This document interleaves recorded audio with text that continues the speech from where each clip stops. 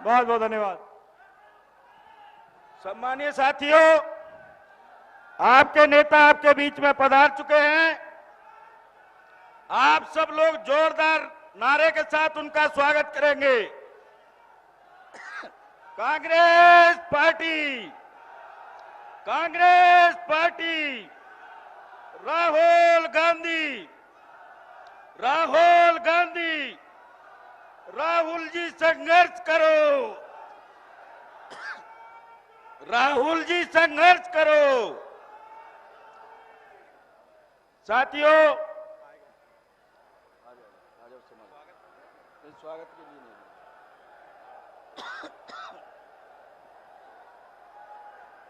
साथियों मैं स्वागत के लिए अपने सभी नेताओं से अनुरोध करूंगा कि हमारे नेता वो बुक्का मंगा लेना, बुक्का दे सबको, वो बुक्का उठा लेना। हेमंत बोल लो, 3 लोगों का नाम ले रहे हैं, वो तो बरैया जी, बरैया जी और जीतू और वो 3 लोग। आदरणीय, मैं हमारे नेता आदरणीय डॉक्टर गोविंद सिंह जी से अनुरोध करूंगा कि वो हमारे अतिथियों का स्वागत करें। डॉक्टर गोविंद सिंह जी।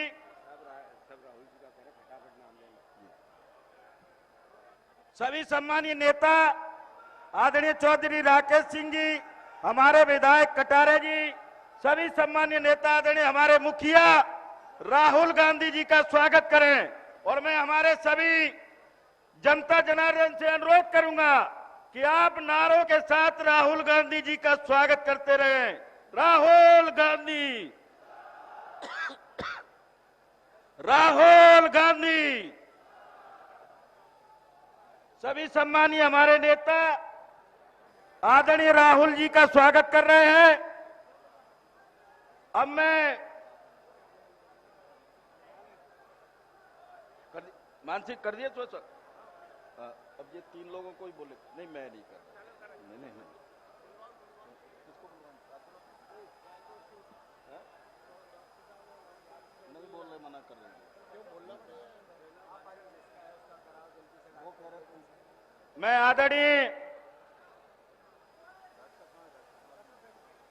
आदरणीय हमारे पूर्व मंत्री भिंड के हमारे सम्मानीय नेता आदरणीय चौधरी राकेश सिंह जी से अनुरोध करूंगा कि वो आए और हमारे भिंड के जनता के बीच में अपना अनुमोदन करें।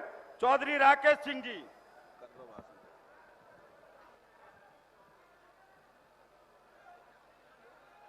Congress party, Congress party. एक बार है ना, हेमंत कटारे जी से स्वागत करा देना।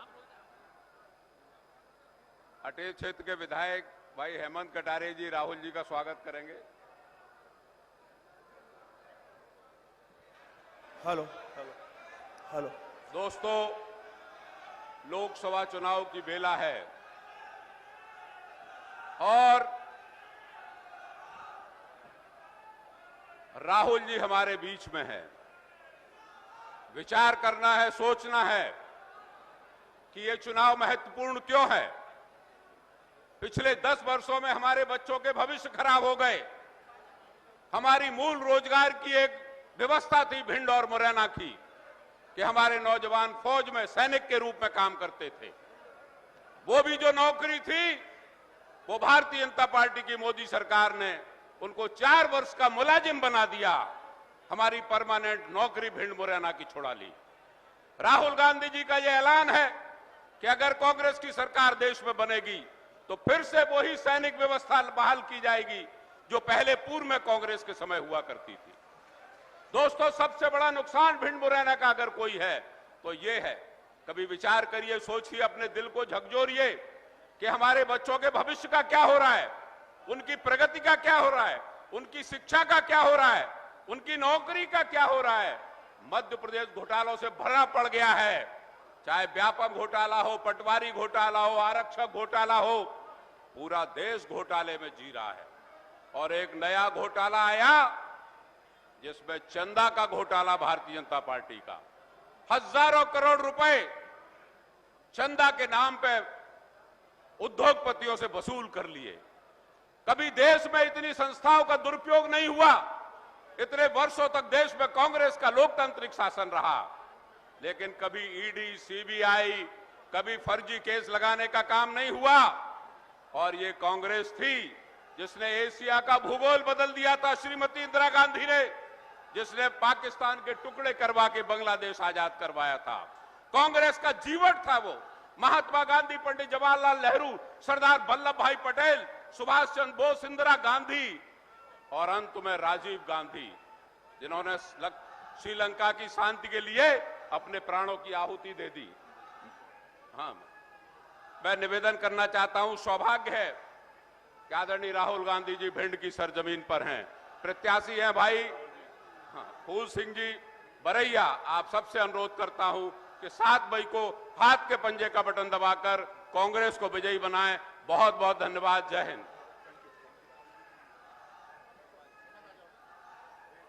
सम्मानीय साथियों, अब आपके बीच में हमारे अटेर विधानसभा क्षेत्र के लोकप्रिय विधायक, हमारे सदन में उप नेता आदरणीय हेमंत कटारे जी से अनुरोध करूंगा कि वो आए और मंच पर अपना उद्बोधन करें। आदरणीय हेमंत कटारे जी।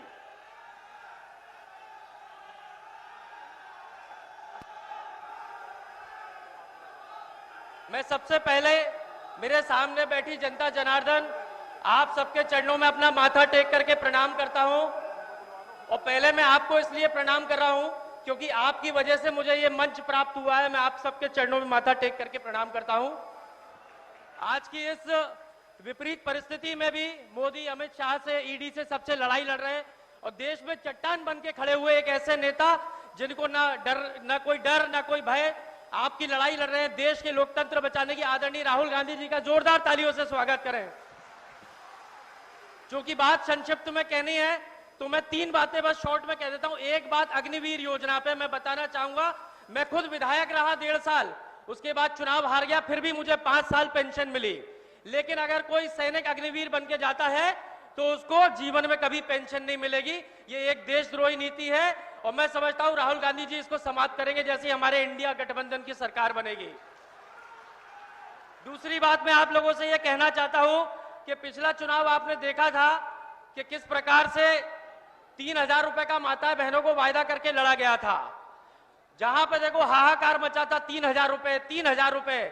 आज मैं उन माताएं बहनों को कहना चाहता हूं, जब बीजेपी के लोग आपसे वोट मांगने आए तो इनका नारंगी दुपट्टा खींच के नीचे कर देना कि ना पहले 3000 रुपए दो पिछले 4 महीने के, तब वोट मांगने हमारे दरवाजे पर पे आना। ये झूठों की पार्टी है। एक अंतिम बात और आपसे कहना चाहूंगा, जैसा कि पूर्व में लोकसभा की प्रत्याशी रही भाजपा, जब हमारे इमरती देवी जी मंत्री भी रही कैबिनेट की, उनने भी बीजेपी में होते हुए आदरणीय बरैया साहब को समर्थन दिया और बीजेपी के कई लोग दे रहे हैं। मैं आपसे भी कहना चाहता हूं, आप सब लोग भी बीजेपी वालों से बोल देना कि समर्थन दे दे और उन पर कलंक नहीं लगने दूंगा गद्दारी का। उसकी एक छोटी सी तरकीब है, यदि सारे भाजपा के लोग हमको जिता करके भेज देते हैं आदरणीय बरैया जी को, तो आप तो कहना आपके नेता जब नरेंद्र मोदी, अमित शाह, मोहन यादव आए थे, वो सब मंच से कह के गए थे कि फूल को वोट देना। और हमारे प्रत्याशी का क्या नाम है? तो सब उन्हीं ने क्या कहा, फूल को वोट देने के लिए। मैं चाहता हूं बीजेपी वालों की भी बात रख लेना और फूल सिंह बरैया जी को जिता करके भेजना। बहुत बहुत धन्यवाद। एक ही आपसे आखिरी आशीर्वाद लेना चाहूंगा, हाथ उठाकर सब लोग हाथ उठाकर आदरणीय बरैया साहब को समर्थन दीजिए और संकल्प ले लीजिए हमको इस लोकसभा को जीत के जाना है। बहुत बहुत धन्यवाद। अब मैं आपके बीच में ऐसी शख्सियत को बुलाने जा रहा हूं जिन्होंने अपना पूरा जीवन इस देश के, इस प्रदेश के दबे कुचले समाजों के लिए पूरा जीवन अर्पण कर दिया। आपके क्षेत्र के लोकप्रिय प्रत्याशी कांग्रेस पार्टी के सम्मानीय फूल सिंह बरैया जी को मैं संबोधन के लिए बुलाता हूं कि वो आए हमारे भिंड और दतिया क्षेत्र की जनता को संबोधित करें। आज की चुनावी सभा में आदरणीय राहुल गांधी जी, आदरणीय भंवर सिंह जी, आदरणीय डॉक्टर गोविंद सिंह जी, आदरणीय राकेश चौधरी जी, आदरणीय जीतू पटवारी जी, आदरणीय अरुण यादव जी, और सम्मानित मंच, साथियों, मैं आपके बीच में वोट के बारे में चर्चा करने आया हूं। मैं आपसे कहना चाहता हूं कि इस बार पार्टी ने जैसे ही मुझे उम्मीदवार बनाया था, मैं आपसे खुद ही पूछना चाह रहा हूं कि जिस दिन से उम्मीदवार बनाया था तो उसी दिन से आपके दिल दिमाग में जीत का जश्न बनने लगा था कि नहीं लगा था? और यही नहीं, भारतीय जनता पार्टी किसी भी प्रकार की हमसे लड़ने के लिए आती है। इस चुनाव के अंदर अगर आपका साथ मिला, और मैं आपको दावे से कह सकता हूं कि भारतीय जनता पार्टी की जमानत जब्त भी कराई जा सकती है। यही नहीं, ये भी आप देखेंगे कि चाहे मोदी जी हों, चाहे अमित शाह भी हों, या गुंडागर्दी चल रही है यहां पर, वोट मांगने के लिए मैं आपके बीच में आया हूं। भाई बहनों ने खुद कहा कि अगर राहुल गांधी जी के नेतृत्व में अगर ये सीट जीती जाएगी तो 40 वर्ष पहले सीट जीती थी, 40 वर्ष का बदला इस बार ले लिया जाएगा, मैं आपसे कहना चाहूंगा। और यही नहीं, अगर आपके वोट से जीत करके फूल सिंह बरैया अगर दिल्ली जाता है और आपके ऊपर अगर किसी ने कंकड़ भी उछाला, ईंट का जवाब पत्थर से दे दिया जाएगा, कोई माई का लाड नहीं रोक सकता है। यही नहीं, मैं आपसे कहना चाहूंगा कि आप वोट देंगे, मुझे पूरा भरोसा है, और वोट देकर के मुझे जिताएंगे, ये भी भरोसा है। आप जिताएंगे तभी जीतूंगा, और आप नहीं जिताएंगे तो जीतने वाला नहीं हूं। लेकिन मैं आपसे कहना चाहता हूं, जिताने की जिम्मेदारी आपकी, वोट डाल करके जिताने की जिम्मेदारी आपकी, और जीतने के बाद आपके दुख, आपका संकट, आपके हक अधिकारों के लिए लड़ने की जिम्मेदारी फूल सिंह बरैया की रहेगी। सभी को धन्यवाद। जय भीम, जय भारत। साथियों, अब मैं आपके बीच में हमारे आपके सब मध्य प्रदेश कांग्रेस कमेटी के हमारे प्रदेश अध्यक्ष आदरणीय जीतू भाई से अनुरोध करूंगा कि हमारे भिंड दतिया क्षेत्र की जनता को संबोधित करें। भारत माता की। एक ही सवाल है, हमारे यहां से सांसद प्रत्याशी है, 5 साल से कभी आपके गांव में आई, कभी मरने गड़ने में आई, कभी शादी ब्याह में आई? तो मुरैना का प्रत्याशी चाहिए कि स्थानीय चाहिए? स्थानीय चाहिए। जरा जोरदार तालियों से राहुल गांधी जी का आगाज करो, बुलाओ जरा। मैं आदरणीय राहुल गांधी जी से अनुरोध करता हूं कि वो अपनी बात करें, जब तक जोरदार तालियों से स्वागत करो आप राहुल जी का।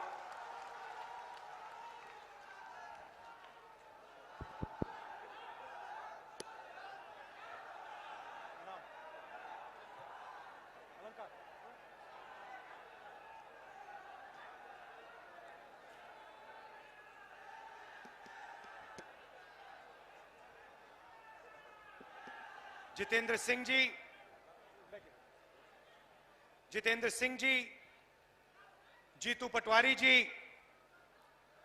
अशोक सिंह जी, अरुण यादव जी, गोविंद सिंह जी, राकेश चतुर्वेदी जी, कमलेश्वर पटेल जी, हेमंत कटारे जी, चौधरी राकेश सिंह जी, लखन सिंह जी, हमारे कैंडिडेट फूल सिंह जी, आइए आइए आगे आ जाइए, आगे जाइए।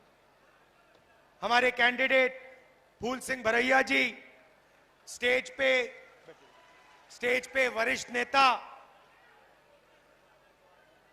भाइयों और बहनों, कांग्रेस पार्टी के हमारे बब्बर शेर कार्यकर्ता, प्रेस के हमारे मित्रों, आप सबका यहां बहुत बहुत स्वागत। गर्मी में आप मेरी बात सुनने आए, इतनी दूर से आए, खासतौर से जो महिलाएं आई हैं, आपका मैं दिल से धन्यवाद करता हूं।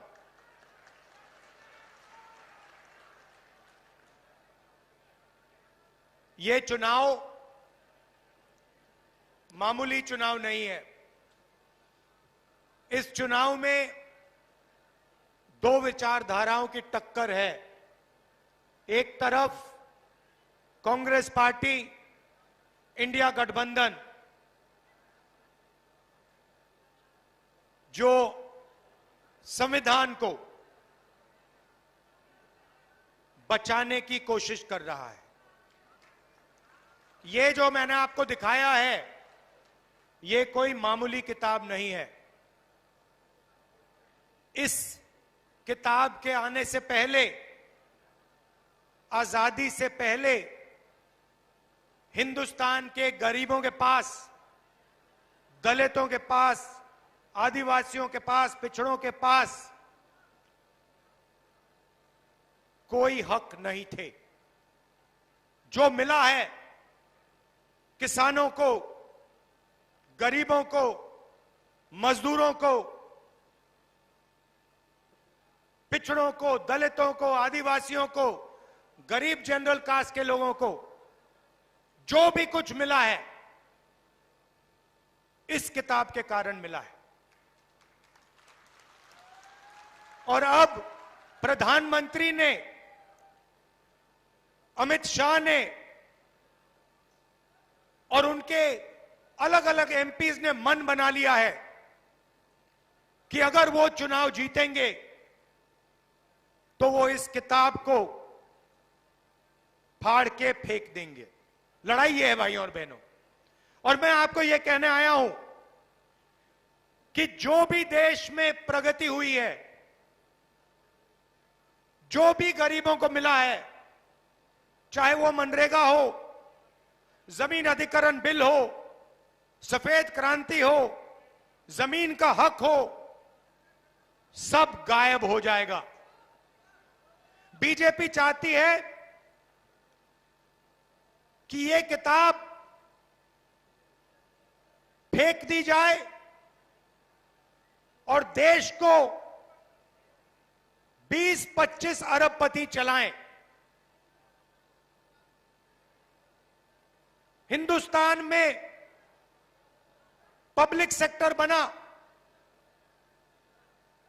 गरीबों को आरक्षण मिला, सेना में आपकी भर्ती होती है, पेंशन मिलती है, सारे के सारे अधिकार इस किताब से मिलते हैं। ये जो चुनाव है, ये जो चुनाव हो रहा है, लोकतंत्र जो है, जिसने दलितों को, पिछड़ों को, आदिवासियों को, गरीब जनरल कास्ट को आवाज दी, वो सब खत्म हो जाएगा अगर ये किताब खत्म हो जाएगी। माताएं जो बैठी हैं, ये बात को समझिए, ये मामूली किताब नहीं है। बीजेपी के नेताओं ने साफ कहा है, अमित शाह ने कहा है, बड़े बड़े नेताओं ने कहा है कि अगर चुनाव में जीत होगी तो कॉन्स्टिट्यूशन को बदल दिया जाएगा, रद्द कर दिया जाएगा। और मैं आपको बताने आया हूं, ये हिंदुस्तान की गरीब लोगों की आत्मा है, इसको कोई नहीं छूने वाला है। दुनिया में कोई शक्ति नहीं है जो इसको बदल सके। ये बीजेपी वाले सपने देख रहे हैं। कांग्रेस पार्टी ने, अंबेडकर जी ने मिलकर, हिंदुस्तान की जनता के साथ मिलकर अंग्रेजों से लड़ाई की और ये जो कॉन्स्टिट्यूशन है, ये जो संविधान है, ये जो हिंदुस्तान की आवाज है, ये हमने बनाया। इसको हम ऐसे नहीं मिटने देंगे। और हिंदुस्तान की जनता, हिंदुस्तान के गरीब लोग, किसान, मजदूर, ये कभी नहीं होने देंगे। पहली बात यह है। अब ये कहते हैं कि हम आरक्षण के खिलाफ नहीं हैं। तो अगर आप आरक्षण के खिलाफ नहीं हो तो फिर आप पब्लिक सेक्टर को क्यों प्राइवेटाइज कर रहे हो? आप रेलवे को क्यों प्राइवेटाइज कर रहे हो? आप अग्निवीर योजना क्यों लाए? अगर आप रिजर्वेशन के खिलाफ हो तो आपको ना अग्निवीर योजना लानी थी, ना प्राइवेटाइजेशन करना चाहिए, ना आपको ठेकेदारी प्रथा लागू करनी चाहिए। ये सब के सब काम रिजर्वेशन के खिलाफ काम करे जा रहे हैं। आप अरबपतियों का कर्जा माफ कर देते हो। 16 लाख करोड़ रुपया, भाइयों और बहनों, 16 लाख करोड़ रुपया 22-25 लोगों का नरेंद्र मोदी जी ने कर्जा माफ किया है। मैं आपसे पूछना चाहता हूं, कितने किसानों का कर्जा माफ किया? कितने मजदूरों का कर्जा माफ किया? कितने छोटे दुकानदारों का कर्जा माफ किया? कितने बेरोजगार युवाओं का कर्जा माफ किया? गरीब व्यक्ति प्राइवेट अस्पताल में जाता है, लाखों रुपए का कर्जा हो जाता है। कभी नरेंद्र मोदी जी ने कहा कि हां मैं गरीब का कर्जा माफ करूंगा? कभी नहीं, कभी नहीं किया, कहा भी नहीं, किया भी नहीं। भाइयों और बहनों, 16 लाख करोड़ रुपए पता है कितना होता है? पता है कितना होता है? नहीं मालूम, मैं बताता हूं। हमने किसानों का कर्जा माफ किया था जब हमारी सरकार थी। अगर आप 25 साल के लिए हर साल हिंदुस्तान के हर किसान का कर्जा माफ करोगे, तब 16 लाख करोड़ रुपए बनते हैं। मतलब 25 साल, हर साल किसान का कर्जा माफ, हर किसान का कर्जा माफ किया। 25 साल बाद उतना ही पैसा खर्च होगा जितना नरेंद्र मोदी जी ने 22-25 लोगों का कर्जा माफ किया। दूसरे तरीके से सुनना चाहते हैं, 24 साल का मनरेगा का पैसा नरेंद्र मोदी ने 22 लोगों को दिया है।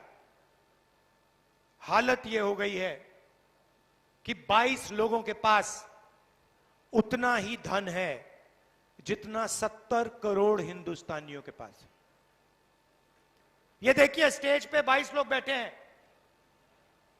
ऐसे 22 लोग हैं बीजेपी के मित्र, नरेंद्र मोदी जी से मिलते हैं।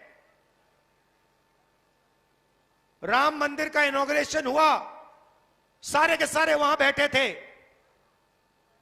आपने किसी गरीब मजदूर को देखा? किसान को देखा? कोई था वहां पे गरीब? ना। वहां पे हजारों करोड़ वाले आदमी थे। वहां पे बॉलीवुड के सारे एक्टर थे।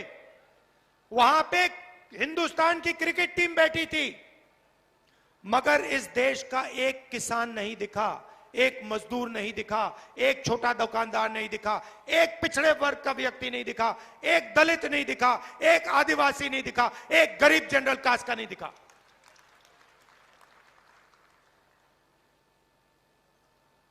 पार्लियामेंट हाउस का इनॉग्रेशन होता है, नई बिल्डिंग, चमकती हुई बिल्डिंग बनती है, हजारों करोड़ रुपए की बिल्डिंग बनती है। आदिवासी राष्ट्रपति को बुलाया ही नहीं जाता। उनसे कहा जाता है ना तुम पार्लियामेंट के इनॉग्रेशन में आओगे और ना तुम राम मंदिर के इनॉग्रेशन में आओगे। राम मंदिर और पार्लियामेंट हाउस को नरेंद्र मोदी जी खोलेंगे। कोई आदिवासी का, दलित का, पिछड़े वर्ग का किसी का चेहरा नहीं दिखना चाहिए, सिर्फ नरेंद्र मोदी जी का चेहरा दिखना चाहिए। और ये भाइयों और बहनों हुआ।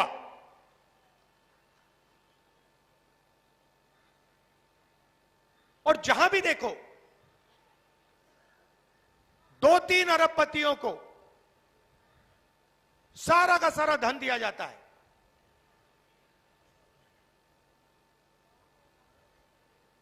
रेलवेज देखो अदानी, सोलर पावर देखो अदानी, बिजली देखो अदानी, सड़क देखो अदानी, हथियार देखो अदानी। जहां भी देखो किसान के कानून बनाए अदानी अंबानी के लिए। हिंदुस्तान का हर एक किसान जानता है कि हमारे जेब से पैसा निकालने की कोशिश हो रही है। सारे के सारे खड़े हो गए। नरेंद्र मोदी जी क्या कहते हैं? आतंकवादी हैं। आतंकवादी हैं जो देश को भोजन दे रहे हैं, 24 घंटा खून पसीना देते हैं, वो आतंकवादी हैं।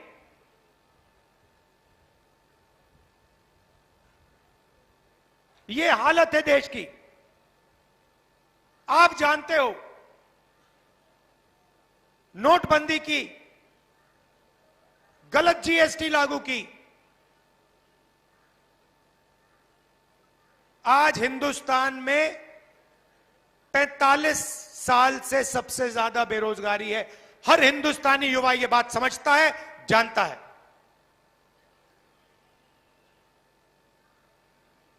सबसे ज्यादा महंगाई आज है। और मजे की बात, जनता से पूछो मुद्दे कौन से हैं, आपको कहेंगे बेरोजगारी, भागीदारी, महंगाई। मगर आपको मीडिया में यह कभी नहीं दिखने को मिलेगा। आपने अपने आप से कभी पूछा कि भाई मीडिया किसानों की बात क्यों नहीं कहते? मीडिया महंगाई की बात क्यों नहीं करते? गरीबों की बात क्यों नहीं करते? कभी नहीं। ये आपके हैं ही नहीं। इनको पहले मैंने मित्र बोला, मगर ये आपके मित्र नहीं है। 24 घंटा नरेंद्र मोदी जी का चेहरा दिखेगा, आप देख लेना। मैं आज यहां मीटिंग में क्रांतिकारी चीजें बोलने जा रहा हूं,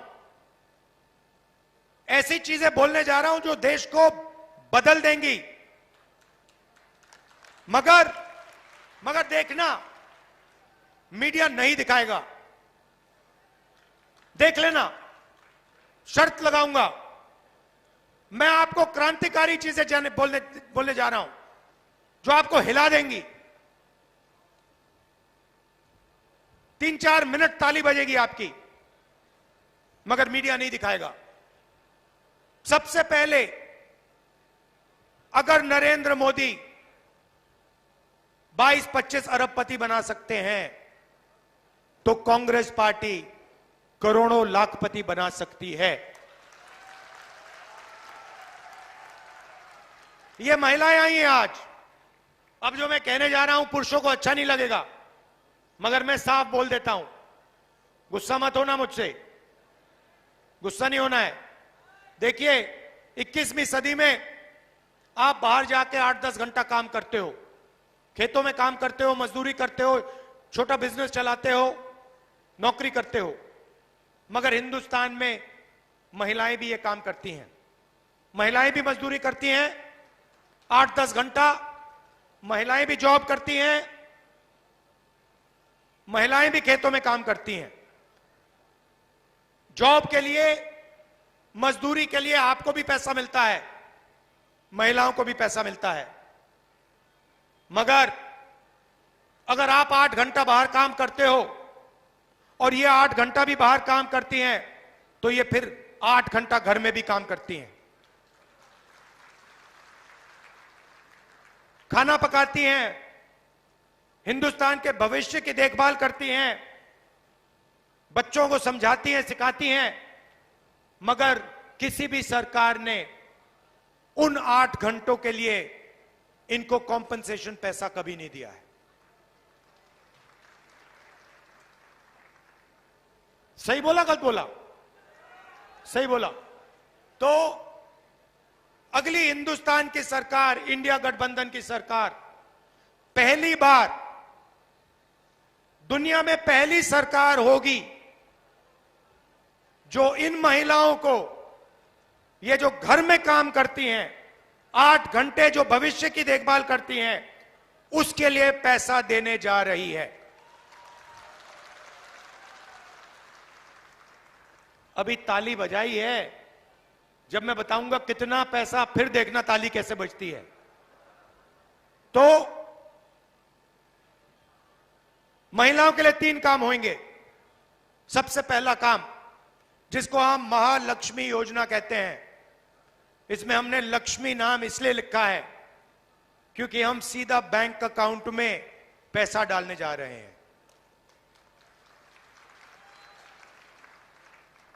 हिंदुस्तान के सब गरीब परिवारों की लिस्ट बनेगी, सारे के सारे गरीब परिवारों की लिस्ट बनेगी। कोई भी जात हो, किसान का परिवार हो, मजदूर का हो, छोटे व्यापारी का हो, जो भी है, अगर वो गरीबी रेखा से नीचे है, करोड़ों परिवार की लिस्ट बनेगी। हर परिवार में से एक महिला का नाम चुना जाएगा। आपका नाम क्या है मैडम? आपका नाम क्या है? हाँ, गुलाबी साड़ी वाली, हाँ, क्या नाम है? रूपा। रूपा मिश्रा जी। रूपा मिश्रा जी जैसे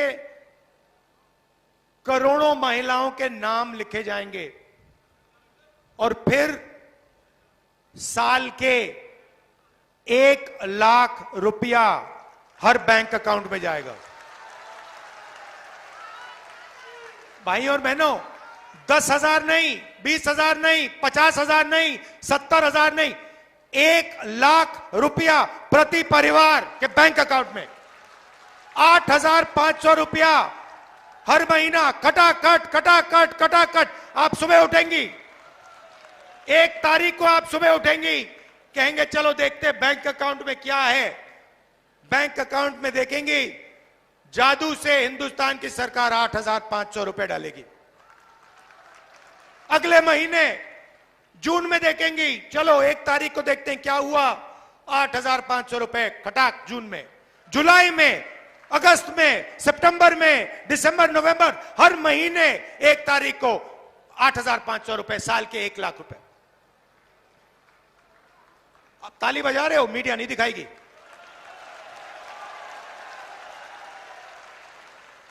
हमने मनरेगा किया, मीडिया का हर पत्रकार कहता है देखो गरीबों की आदत बिगाड़ रहे हैं, मजदूरी के लिए पैसा दे रहे हैं और कहते हैं गरीबों की आदत बिगाड़ रहे हैं। अदानी को बिना मजदूरी, बिना कुछ लाखों करोड़ रुपए देते हैं तो कहते हैं देखो देखो देखो विकास हो रहा है। गरीबों को पैसा दो तो आदत बिगाड़ रहे हो, और अरबपतियों को पैसा दो तो देखो विकास हो रहा है। तो हमने मन बना लिया है, 10 रुपए उनको मिलेंगे तो 10 रुपए आपको मिलेंगे, लाख रुपए उनको मिलेंगे तो लाख रुपए आपको मिलेंगे, करोड़ रुपए मिलेंगे तो करोड़ रुपए मिलेंगे, 1,000 करोड़ मिलेंगे तो 1,000 करोड़ मिलेंगे। जितना उन्होंने 10 साल में उनको दिया ना, हम आपको देने जा रहे हैं। तो ये हो गया पहला कदम, महालक्ष्मी योजना,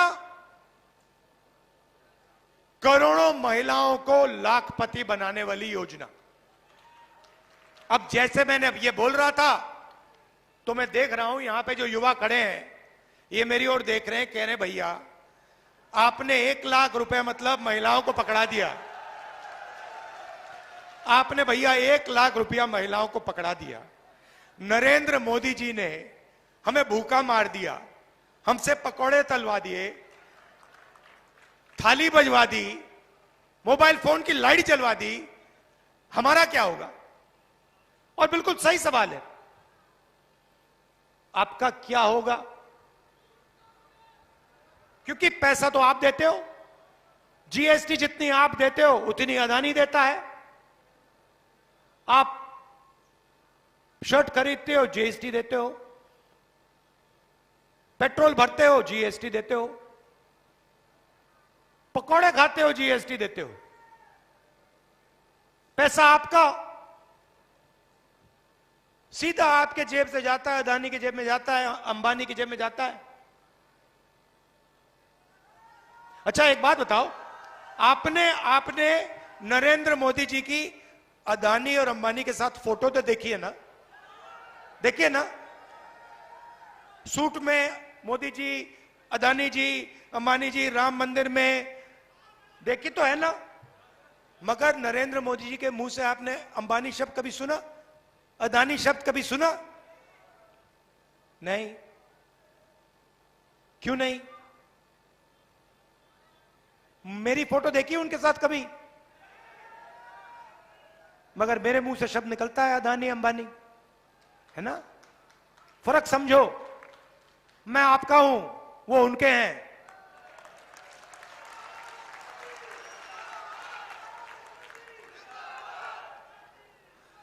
तो अब युवाओं को बेरोजगार कर दिया, पकौड़े बनवा दिए, और इस मीटिंग में युवा मेरी ओर देख रहे हैं, कह रहे भैया ये 1 लाख रुपए हमारी बहनों को दे रहा है, माताओं को दे रहा है, हमारा क्या होगा? अब मैं वो आपको बताता हूं क्या होगा।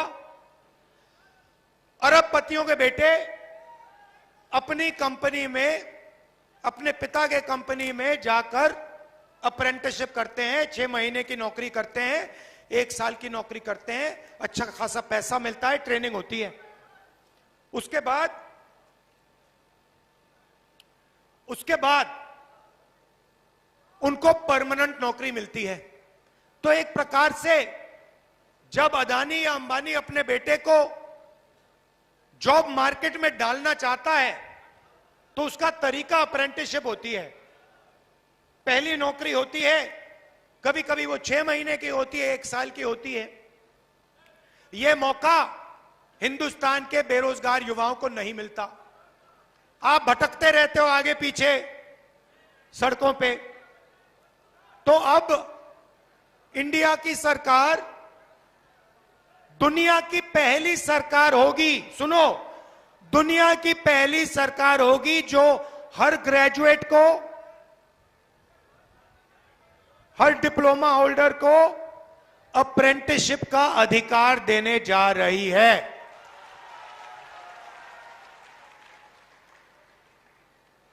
अप्रेंटिसशिप का मतलब पहली नौकरी पक्की योजना। होगा क्या? सारे ग्रेजुएट्स, डिप्लोमा होल्डर्स को अधिकार मिलेगा। आप सरकार से 1 साल की गारंटी की नौकरी मांग सकते हो। आपको 1 साल की ट्रेनिंग मिलेगी बेहतरीन कंपनियों में, प्राइवेट सेक्टर की कंपनियों में, HAL, BHEL, Indian oil, public sector की कंपनियों में, सरकारी ऑफिसेज में, सरकारी अस्पतालों में, सरकारी कॉलेजेस और यूनिवर्सिटीज में आपको 1 साल की पक्की नौकरी मिलेगी, ट्रेनिंग मिलेगी, और 1 लाख रुपया आपका साल का बैंक अकाउंट में डाल दिया जाएगा। 8,500 रुपए महीने के, 1 लाख रुपए साल के, करोड़ों महिलाओं को मिलेंगे, और वही काम करोड़ों बेरोजगार युवाओं को मिलेगा। और हिंदुस्तान को दुनिया की सबसे बेहतरीन trend workforce, readymade trend workforce मिलेगी। अब किसान देख रहे हैं मेरी ओर, कह रहे हैं भैया ये क्या कर दिया आपने? 1 लाख रुपए बच्चों को दे दिया, 1 लाख रुपए हमारे घर में मतलब महिलाओं को दे दिया, हमारा क्या होगा? आपका कर्जा माफ होगा और आपको गारंटी कानूनी MSP मिलेगी। भाइयों और बहनों, 30 लाख सरकारी वैकेंसीज हैं। नरेंद्र मोदी जी प्राइवेटाइज करते जाते हैं, ठेकेदारी प्रथा उन्होंने लागू कर रखी है। आप सबका उन्होंने जो आपका हक बनता है वो छीन लिया है। ये जो 30 लाख नौकरियां खाली पड़ी हैं, हमने कैलकुलेट किया, हमने निकाला है आंकड़ा, इनको हम 6 महीने के अंदर आपके हवाले कर देंगे।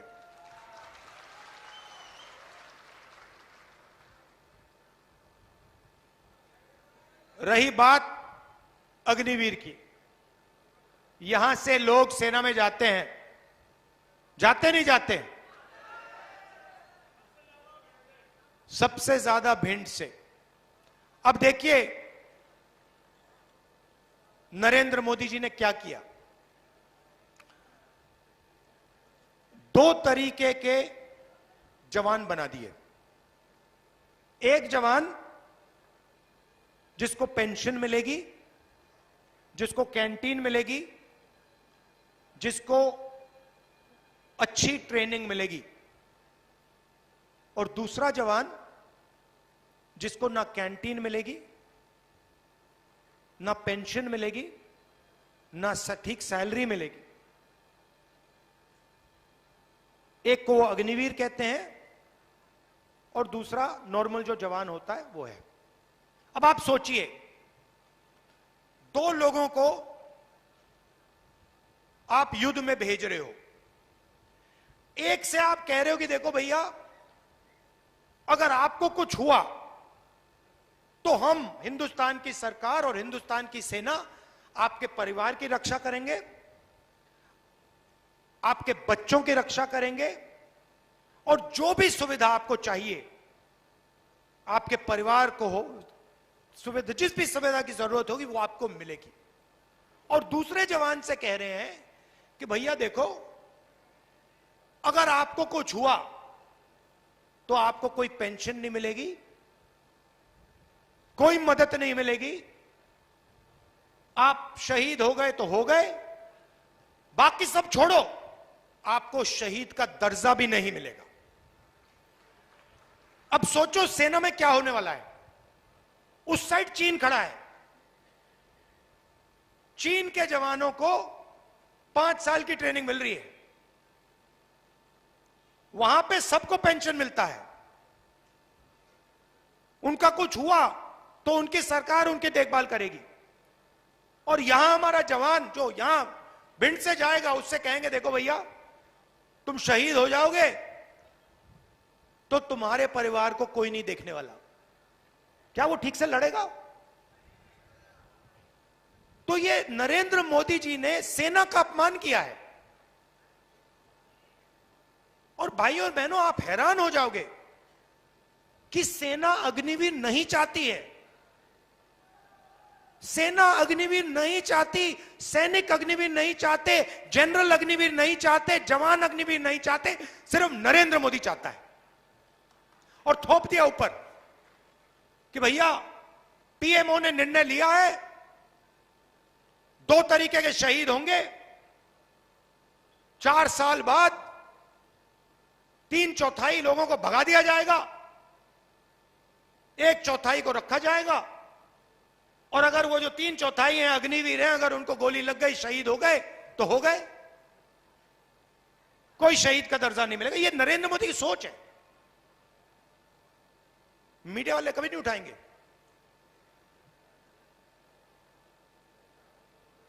ये कोविड में थाली बजाने की बात करेंगे, मगर ये जो मैं आपको कह रहा हूं ये कभी नहीं उठाएंगे। आप जानते हो, कहने की जरूरत भी नहीं है।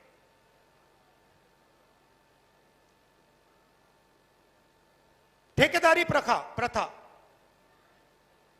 अगर आप पिछड़ों को देखो, दलितों को देखो, आदिवासियों को देखो, गरीब जनरल कास्ट को देखो, बड़ी बड़ी कंपनियों में आपको ये लोग नहीं दिखेंगे। अदानी की मैनेजमेंट की लिस्ट निकालो, मुझे एक गरीब जनरल कास्ट का दिखा दो, उसमें एक दलित, एक आदिवासी, एक पिछड़ा, मुझे एक नाम दे दो, मान जाऊंगा, है ही नहीं। वही 2-3% लोग हैं। 1% लोगों के पास हिंदुस्तान का 40% धन है, वही लोग हैं 1%, उनके पास सब कुछ।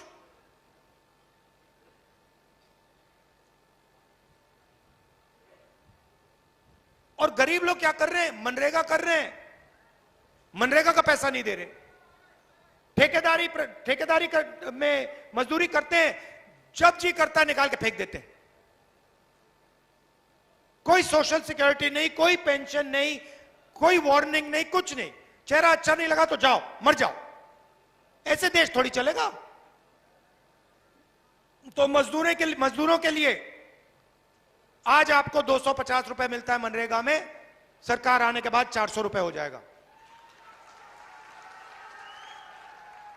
आशा और आंगनवाड़ी में जो महिलाएं काम करती हैं, आपकी आमदनी दुगनी हो जाएगी।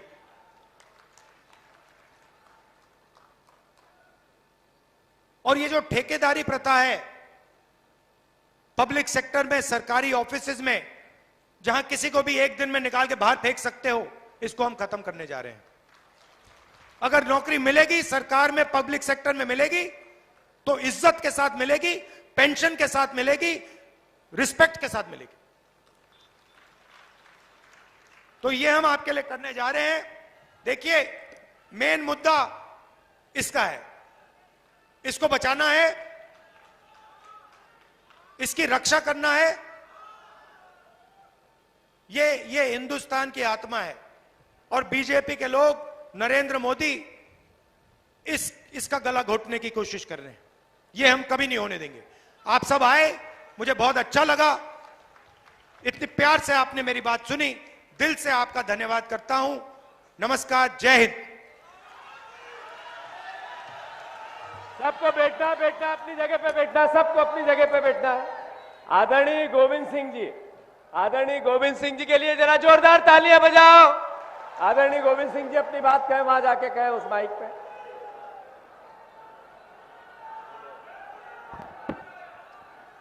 परम श्रद्धेय राहुल जी, आदरणीय भंवर साहब, जीतू पटवार जी, सम्मानित मंच, उपस्थित सभी पूरे जिले से और दतिया से आए हुए किसान भाइयों, मित्रों और साथियों, माननीय राहुल जी ने आज आप लोग से भिंड की इस पवित्र धरती पर आप लोगों को, महिलाओं, मजदूर, किसानों और नौजवानों के लिए सब कुछ घोषणा करी है। लेकिन एक मैं राहुल जी से अनुरोध करना चाहता हूं, जहां जहां कांग्रेस की सरकारें हैं, वहां सब जगह आपने ओपीएस, पुरानी पेंशन योजना लागू की है। शायद ये हमारे घोषणा पत्र में छूट गई है। हमारा आपसे प्रार्थना है कि एक सेक्टर जो करोड़ों शासकीय अधिकारी कर्मचारियों को बचा है, जैसे पैरा मिलिट्री फोर्स के लोग भी हैं, उनको अगर आप ये घोषणा और करेंगे तो सब ऐसा कोई वर्ग इस मुल्क में मानव जाति का नहीं बचेगा जिसको कोई ना कोई लाभ न मिला हो।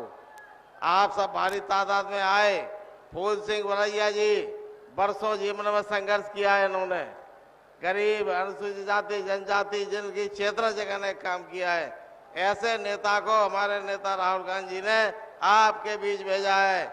आप सबसे प्रार्थना है कि आप फूल सिंह बरैया को भारी बहुमत से जिताइए।